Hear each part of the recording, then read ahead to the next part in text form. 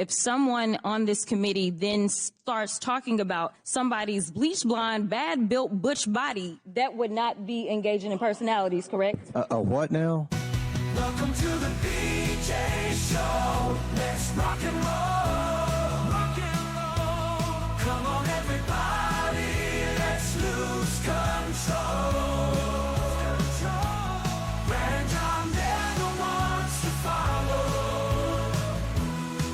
Yeah, ready for the ride. It's the BJ Show. BJ Show. It is the BJ Show. Today's date is the 23rd of October, 1023. I have to check my 10 code to see what that one is. I'm not sure. I think it's 1023 arrived at the scene. I think that's what it is. John, you need to learn the 10 code so you can do these 10 dates with me. You know what I'm saying? ATTS arrived at the scene tomorrow at 6:55 a.m. I'm going to say ATTS to you. Really? Okay. And then, well, you can just say 1023. Yeah, I think I'll just, you know what? That's a good point. In honor of you, I'll start using the 10 cone, Brad. I'll send it to you. That is John Combest, Combest. And by the way, John is featured in this morning's top 3. Yeah, I was asking if the reason I'm in the top 3, is it coming from a cleavage-laden woman rolling through Walmart on an obesity scooter? John, I have to ask you a important question. Yeah, please do. What is wrong with a cleavage-laden woman walking or driving through Walmart on an obesity scooter? Tell me what's wrong with that. Well, if she doesn't need an obesity scooter, she's probably got it from the front of the store when it could be used for a genuinely injured person. John's referring to one of his fans who recently did a video for John. And John... Yeah, I love the AI. Hey, Brad, who needs a news station logo when we can fiddle with AI all day, you know? Well, John, here's the thing. Do we get into that? John is not happy with our logo, and he keeps asking me to change it. And I said to him yesterday, he said to me, he says, Brad, send me all the source code. No, and I stuff just like said that. send me the original. I didn't say send you all the. And Brad, you did. I'm going to interrupt you because we're already 3 minutes into the top 3. We have a logo that you did that's really good. And then I ask you, hey, could you please add 104.5 FM on here? Because otherwise it looks like some guy in his basement doing a podcast called Westplex Talk. And because you are who you are, the label says FM 104.5. Now, I Googled, Brad, and there's pretty much no other station in the United States that puts the band in front of the frequency. So I asked if you could please change it to 104.5 FM. You ignored that. And then I asked you if you could just send me the original. I'll do it myself. And I say, John, I hate that logo. Just redo it yourself. I don't care. No, but there you go. Who needs a good logo? We're not a professional radio station. No. You know what is professional? The people that brought us story number 3 today. John, let me just say this. You made my day. You just made my day when I know I've done the right thing because you said I'm the only station that puts FM in front. I'm thinking to myself, yes! Because remember... Yeah, it's done out of lack of attention to detail and apathy. You should be proud of that, Brad. John, what's interesting about this is that you are a young, newbie, wet behind the ears guy. I can give you chapter and verse of why I did that, which goes back to... Brad, you did it on AI. You didn't put any effort into it. Oh, you put some slop together and you sent it to me. No. I specifically said make it FM 104.5. And there is a valid reason for that, John. Okay. Yeah, you're right, Brad. Yeah, you're right about that. Okay. Hey, you know what else we're right about? Casey Kasem. By the way, John, I have to tell you, we had a power failure here yesterday. Power was out for just like maybe 30 seconds or something like that. And, of course, all the computers, the non-mission critical computers went down, which means I've got some problems here. And I don't know if Casey's – let me see if Casey's here. Casey, are you here? We're on our way to the number one. Oh, he is. Okay. And what's your name again, sir? I'm Casey Kasem. And what do we start off with? In third place. 2 stories up today from St. Louis County. Now, I'll pull a Brad Hildebrand, beat a dead horse, repeat the same story, and say that I don't link to stories about county government, except if they involve state government or sometimes the feds. These 2 stories do involve state government because they involve the Missouri Attorney General. This headline is from Jason Rosenbaum. St. Louis County Executive Sam Page's attorneys want his criminal charges dismissed. I'll run through the highlights of Jason's piece real quick. Attorneys for St. Louis County exec Sam Page want a judge to dismiss charges against him related to a mailer over a failed countywide proposition. Rosenbaum goes on to remind us that the issue is a mailer that Sam Page's official office, his government office, sent out about Proposition B. Andrew Bailey took over the case, and a grand jury indicted Sam Page. They took his cell phone. They went through his emails. They went through text messages. The case was transferred to Greene County Judge, that's down in Springfield, Katie Greenwade, earlier this year. And now Page's attorneys have asked the judge to dismiss the charges. And the main reason why they're asking the judge to dismiss this is they say that they dispute that Sam ignored legal advice from county attorneys, when actually Sam's attorneys say no.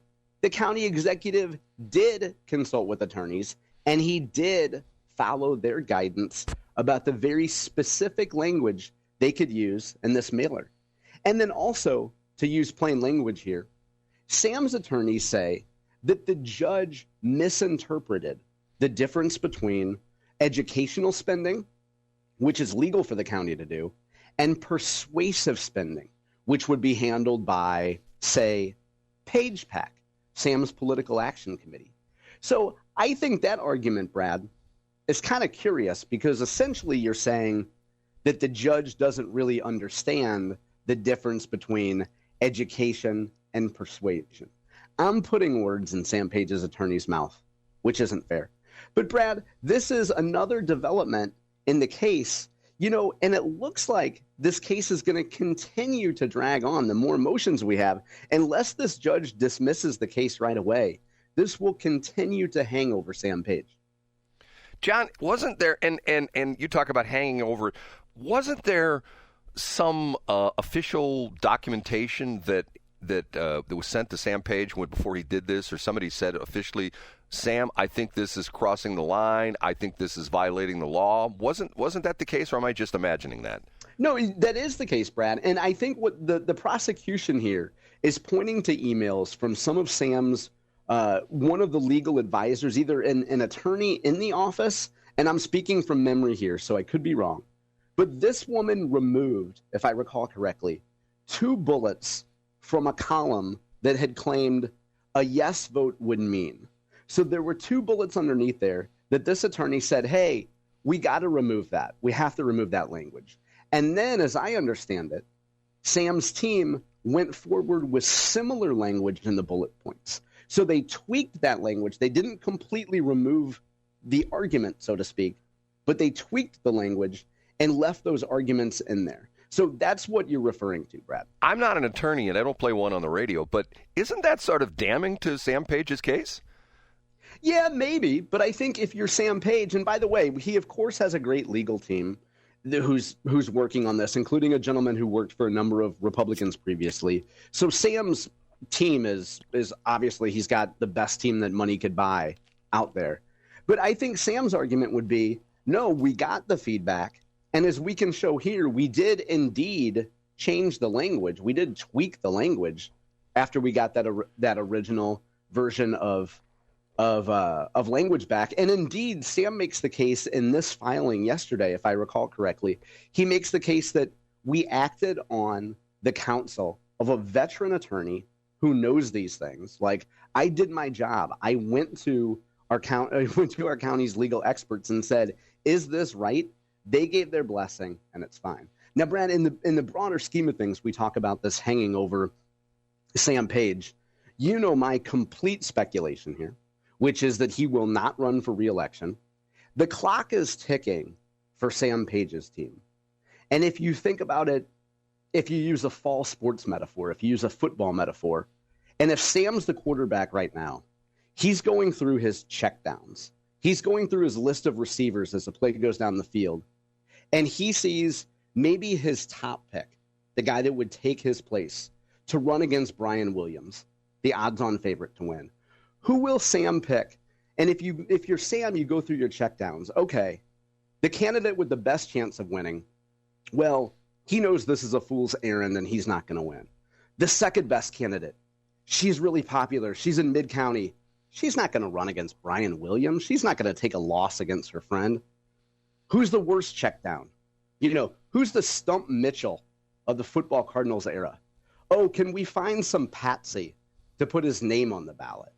Can he take the loss? Can we convince him to be treasurer in case somebody goes to jail? Yeah, we got a nondescript vanilla missionary position patsy. He'll do. So at this point, if you're Sam, you're going through your check downs, you're figuring out who might take the loss for you or who gives your team the best chance to win. And Brad, if you work for Sam Page, I bet there's a lot of people close to Sam that are reminding Brian Williams, hey, Brian, good to see you again. We're pals, right? Oh, I saw you got that $50,000 campaign check the other day. Way to go. I love Sam, but if you happen to win, I sure would love to continue working here in the administration. Brian, you look good. I bought a little onesie for your son. I'll drop it off at the office. You're looking good. Are you on that Mike Elam workout plan? Anyway, bad news for Sam Page. John, you know what? It's interesting. You talked about the fact that Sam Page got legal counsel, but the same thing for me. I mean, once upon a time, I decided I wanted to drive to Jefferson City at 130 miles an hour. I just called up Adam Schnelting, and he said, oh, yeah, Brad, no problem. Left lane, 100 miles, 120 miles an hour plus, no problem. See, so it all depends on the legal counsel you get. You know what I'm saying? Oh, Brad, that's a sore subject. I saw Adam Schnelting's picture the other day. There's a great piece in West News Magazine. And he was talking about elder abuse. And I'm like, if Adam only listened to what I do to Brad every morning.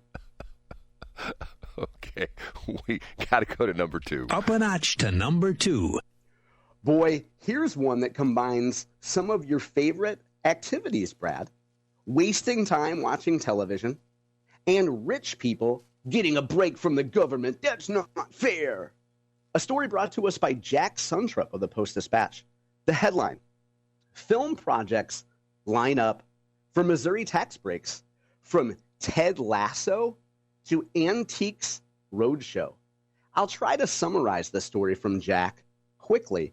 Jack did a really thorough job here, and he pointed out the fact that Missouri used to have a tax credit program for film and movie production.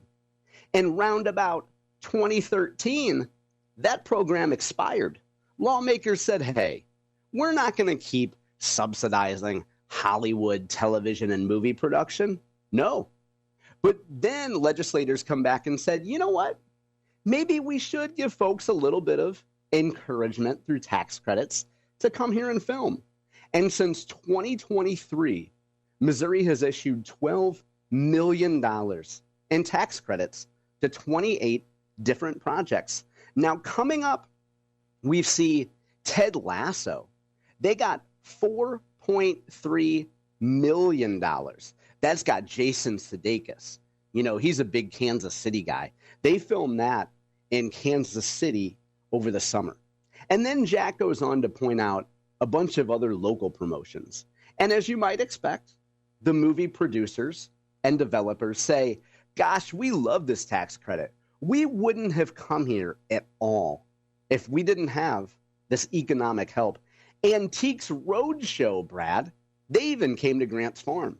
Now, to Jack's credit, as a really solid reporter, he went out and he went to Coolfire Studios. They're pretty well known in the area. Maybe I'm projecting here. I know some folks that work there. They produce commercials for clients. They have been the most prolific applicant. They've won tax credits totaling $663,000 for 18 projects. And their executive vice president says, there are a handful of projects that are happening here because of the tax credit that would not have happened here otherwise. And most of them, as he points out, are low budget. So, Brad, here's the conundrum. Oh, one more thing. I'll interrupt myself because I think this is important. A gentleman from the Show Me Institute, which Jack describes as libertarian, Elias Sipellis, I believe I'm pronouncing that. My apologies to Elias if I got his name wrong. He says, now we brought it back, being the tax credits, and I assume the results will not be the same. In other words, we're giving tax breaks out, but we're not getting much in benefit.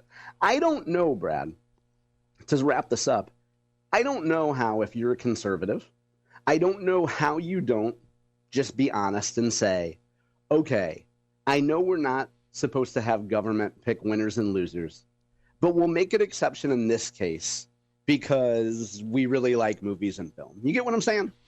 John, and by the way, Coolfire not only does commercials, but they've done some fairly successful reality shows as well, too. You probably knew that, I right? didn't know that. Oh, Okay. yeah. Matter of fact, they did. I think if you look in their website, I think they highlight some of the reality shows they've done. One of them was done by I think she's still in the radio business, Judy Diamond, who used to be on WIL. It was an interesting story about, do you remember this reality show that was shot here in St. Louis? I don't know.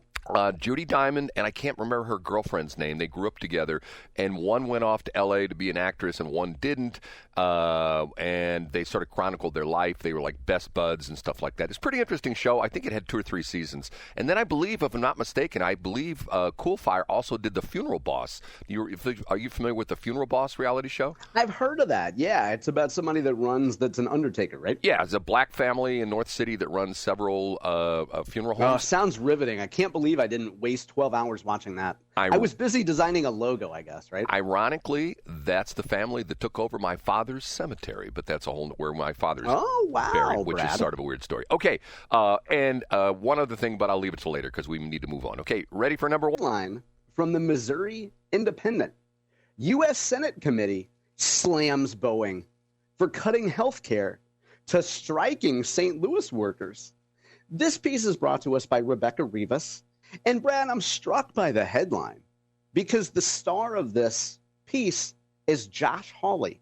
But for some reason, the Missouri Independent doesn't want to give him credit in the headline. That's strange. So let me reread that, putting the appropriate senator's name in. Hawley slams Boeing for cutting health care to striking St. Louis workers. Now, Josh Hawley has a quote here called, I was trying to find it. Josh Hawley says, "This is really unbelievable." And then there's a gentleman who's a union member who goes out to say, "We're going to blow our shoulders out, drilling on titanium for 4 years to make 96 F-15s. We're saying we're going to deliver all of that to you. We want a fraction of 1% of one of the programs." And that's when the company said, "Cut your health care. Get back to work." This is once again, we see Josh Hawley Hoffa, siding with union workers. And here's the climax quote. "This is a company whose planes have literally been falling out of the sky in pieces in recent years. Why is that? I think we all know why. Because they won't commit to safety standards. They won't pay their workers well. But they pay their CEO and their C-suite more than ever." Populist Josh Hawley. 2 weeks ago, we juxtaposed Missouri politicians' quotes with those of Taylor Swift. And we made it hard. It was hard to guess who was who. I think sometimes you could take quotes from Josh Hawley, put them next to quotes from Bernie Sanders talking about corporations, and I wouldn't be able to tell the difference, Brad. John, he really said that about planes falling out of the sky? Josh Hawley said that? Yeah. And Brad, this is a nice follow-up to you discussing the 737 MAX in detail yesterday. Yes. You praise Boeing. Yes. And you say, hey, all things considered, they do a pretty good job. That nobody lost their life in that incident. Yeah, and then you have Josh Hawley saying, whoa. We got planes falling out of the sky because Boeing doesn't want to commit to safety standards. If you didn't listen yesterday, I praised Boeing because of the fact that there was an incident where a 737 hit an object at 36,000 feet. Once again, there are no birds at 36,000 feet, and it turned out they're pretty sure it's a weather balloon, and it could have been a catastrophic event of literally having the plane crash, worst case scenario, but instead, nothing really happened other than the co-pilot having some injuries from some of the glass shattering when it hit the cockpit window. And I praised Boeing because of the fact they'd built a good plane, resilient and stuff like that. You know what?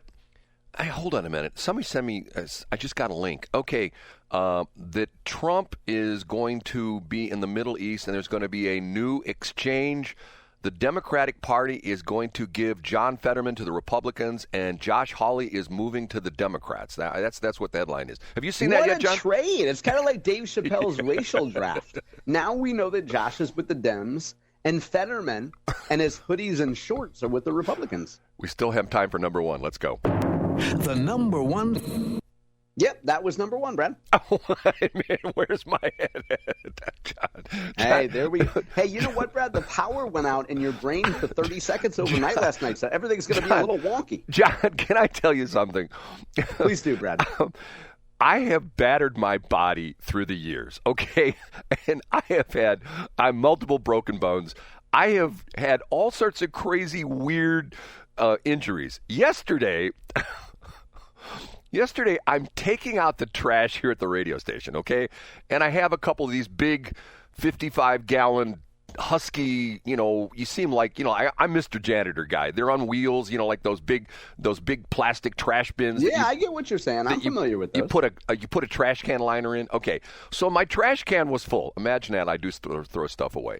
And my little procedure is I pull it up out of the 55-gallon thing, and I spin it around, and I put a cable tie, a zip tie on the top, because I got zip ties all over here station, and I zip tie it, okay? So as I zip tie it and I pull it up, the zip tie hits me right in the eye. I mean, it couldn't have done any worse, and it hurt for about 2 or 3 hours. And then I had someone yesterday said to me later in the day, "Oh, my God, what happened to your eye?" And I go, "I don't know, what are you talking about?" I looked in the mirror. I look like I lost a prize fight. My eye is all messed up. It looks, I think I got to go to the doctor today. No way, Brad. Yes, it's a mess. So my brain is somewhere else. But I'm sorry, John. I apologize. Okay. Now, is the reason why you have so much bruising, are you on blood thinners or something that would make you bruise like an old person? I am an old person. I'm 90, John. Blood.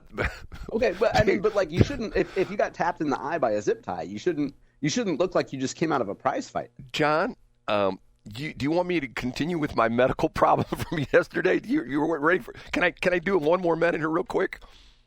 Yeah, let's go ahead. Okay, I have chronic back pain. Okay, I've had this for a long time. I've had too many car accidents. The last one was 6 or 7 years ago, where literally I was almost killed. I think I've showed you pictures of me getting hit twice by a tractor trailer. Okay, so I have a doctor I went to.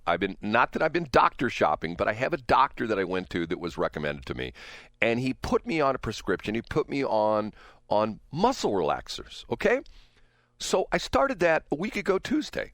So over the weekend and on Monday, it got to the point where I was having trouble walking. And to the point where I'm going like, okay, am I getting really old? To the point where I already have a limp that I walk with. People that know me know that.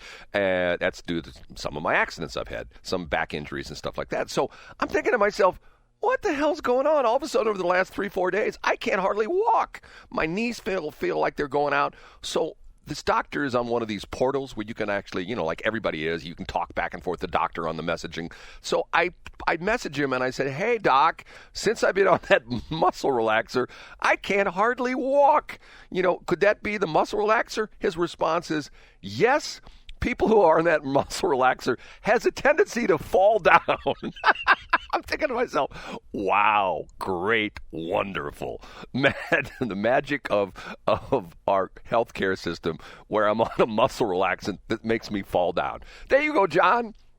Is that old guy stuff or what? But I guess it's fair to assume when he gave you muscle relaxers that he would assume that at your age he would assume that you were sedentary. Which is a fair assumption for a man your age. He probably doesn't know that you're quite active. You're always up and going. He probably thought, "Oh, I'll give this guy muscle relaxers, and he'll stay and watch Matlock in his chair all day." Now, the crazy thing about it is I shouldn't tell this part of the story, but both Saturday and Sunday was at crap transmitter site, and I was climbing the tower there, and at one point in time, I almost fell off because my knee went out on me. I'm thinking to myself, yeah. Brad, do you take the muscle relaxers in the morning, or when do you take them? 3 times a day. Okay, can you start taking them after the show? Can you start taking them about 8:34 after you've chopped up the show and put it online, and then do whatever you want to do throughout the rest of the day? I stopped taking them after he told me to stop taking them yesterday. Okay, good deal. So, yes. So I'm no longer taking them. Okay. We have to go to B Block.